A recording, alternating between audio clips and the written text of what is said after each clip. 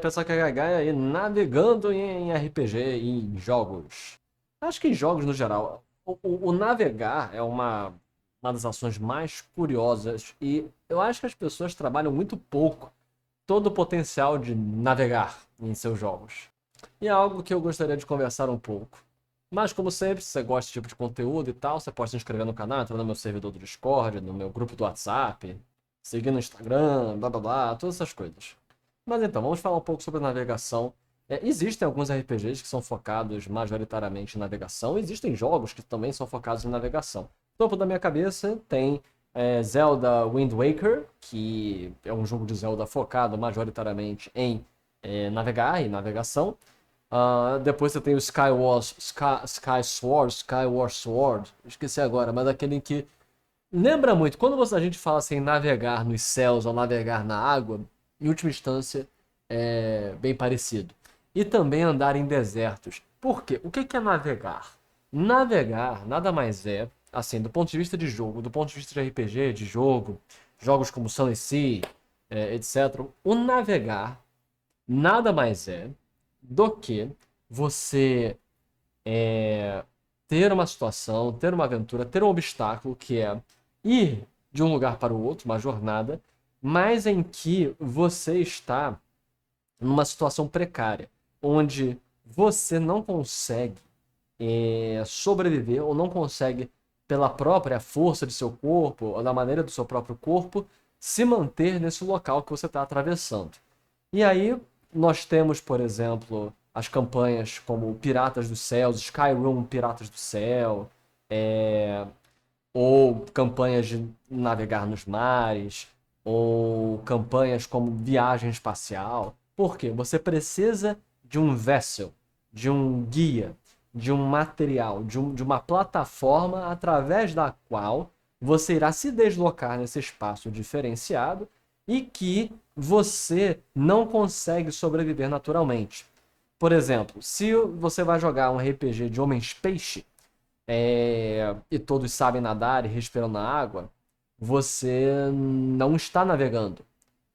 Se você vai jogar um RPG de criaturas do espaço, de migos ou de kryptonianos, ou sei lá, outras criaturas que sobrevivem no espaço, de viltrumianos, de invencível, então você não estará navegando, porque o seu próprio corpo consegue subsistir e sobreviver no espaço. É quando você confronta o mar, que é esse contínuo sem fim, o que vai de um horizonte a outro, indistinto, e do qual você não consegue subsistência, não consegue beber a água do mar, é difícil conseguir se alimentar do mar, você tem que trazer sua própria comida.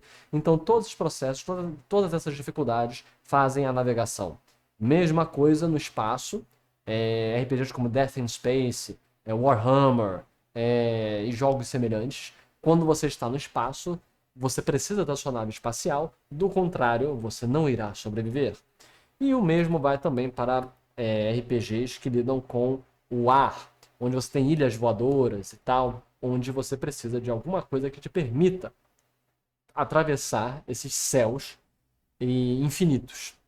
Então, o grande motivador, o grande centro, o grande obstáculo que nós observamos na navegação é o ato de navegar.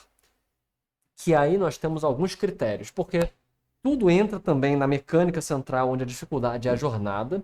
E aí nós temos um dos grandes RPGs que lidam com jornada, é o The One Ring. Aqui nós temos o exemplo, The One Ring é um dos melhores RPGs de jornada. Mas a diferença da jornada no solo é que é isso, você tem o seu próprio corpo para sobreviver, você pode procurar alimentos. Então, e a grande diferencial da jornada nas águas, no espaço, na navegação e no meio físico é a existência de uma máquina, de uma plataforma, de uma ferramenta que te permite cruzar os mares. Cruzar essa jornada, cruzar esse espaço, essa distância a ser vencida.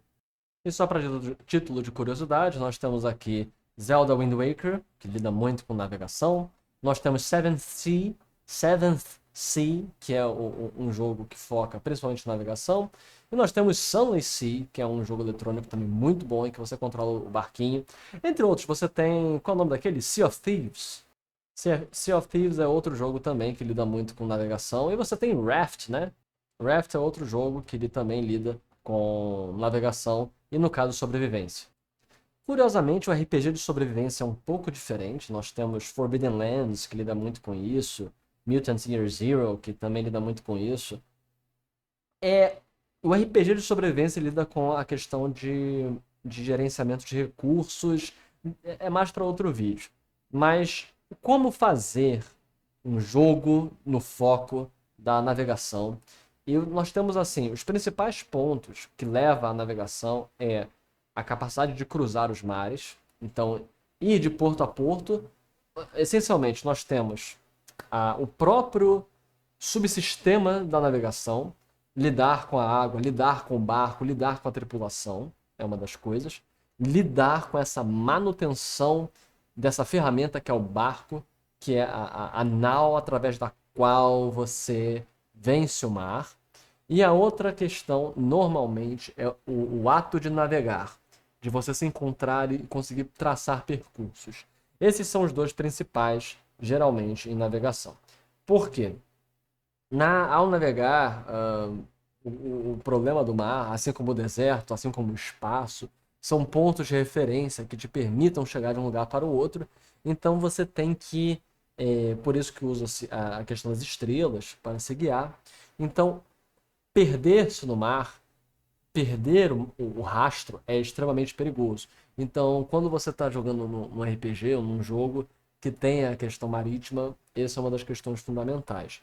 Ou a outra é o próprio barco. Manutenção, melhoramento do barco, ter uma tripulação, etc. Para um jogo de RPG, como é que você vai lidar com navegação no seu jogo? E aí, uma das coisas principais a se pensar é o que tipo de jogo você está pensando. Você pensa num jogo de aventura, tipo Zelda, você pensa num jogo mais cinematográfico, narrativo, você pensa num jogo mais técnico, complexo, você pensa num jogo de sobrevivência e construção. Por quê? A depender da maneira como você quer fazer o jogo, vai diferenciar as mecânicas que você vai utilizar e o foco que vai ter a sessão. Por quê? Via de regra, raramente o jogo vai ter o foco 100% na navegação. A navegação é um meio para chegar a um novo local, para onde vai ser a masmorra, onde vão ser os problemas. Nesse caso, quando a navegação ela é secundária, o que é sugerido, o que é sugerido é fazer apenas um teste de jornada, de navegação, etc., para ver quão bem foi a jornada. E a menos que tenha uma falha crítica ou algo do tipo, você apenas irá perder recursos, irá atrasar, irá ter algum encontro aleatório. Muitas vezes, a maneira mais fácil é lidar com isso. Você navega e a sua falha, o quão bem ou quão mal você vai no teste, vai depender do encontro aleatório que você vai ter, os monstros que você vai enfrentar, os recursos que você vai perder, etc.